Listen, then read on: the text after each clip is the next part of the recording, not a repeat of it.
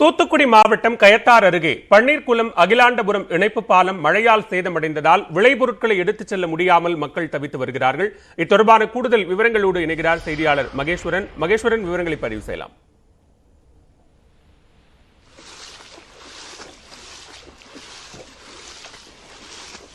மகேஸ்வரன், இணைப்பில் இருக்கீங்களா?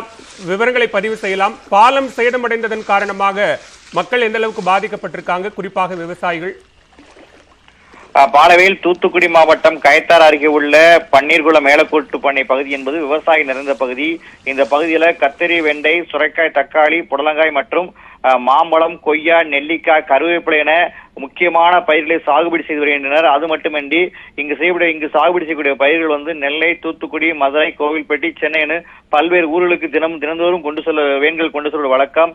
இந்த சூழ்நிலையில் தொடர்ந்து பெய்த கனத்த மழையின் காரணமாக இந்த மேலக்கூட்டு பண்ணை பகுதியில் இருந்து, அதாவது இந்த மேலக்கூட்டு பணிக்கு மேலக்கூட்டு மற்ற போய் செல்ல வேண்டும் என்றால் பன்னிகுளத்திலிருந்து அகிலாண்டர் செல்லக்கூடிய இணைப்புச்செல்லாம் செல்ல வேண்டும்.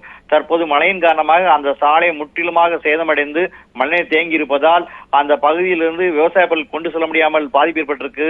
அது மட்டுமில்லது, அந்த பகுதியில் ஒரு 15 விவசாய குடும்பங்கள் அங்கு தங்கியிருந்து விவசாய பணிகளை செய்து வராங்கள். அவர்களும் வெளியேற முடியாமல் பரிதவித்து வருகின்றனர்.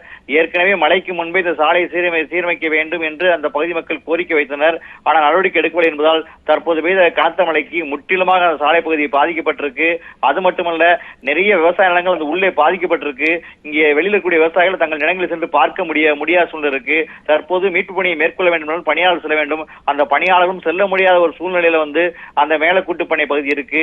எனவே அதிகாரிகள் அப்பகுதியில் ஆய்வு செய்து போதிய நடவடிக்கை எடுக்க வேண்டும். இனி வருங்காலங்களில் பாதிக்காமல் இருக்கும் வகையில் சாலை மற்றும் மேம்பால பணிகளை செய்ய வேண்டும் என்பது அந்த பகுதி விவசாயிகளின் கோரிக்கையா இருக்கு. பாலவேல்,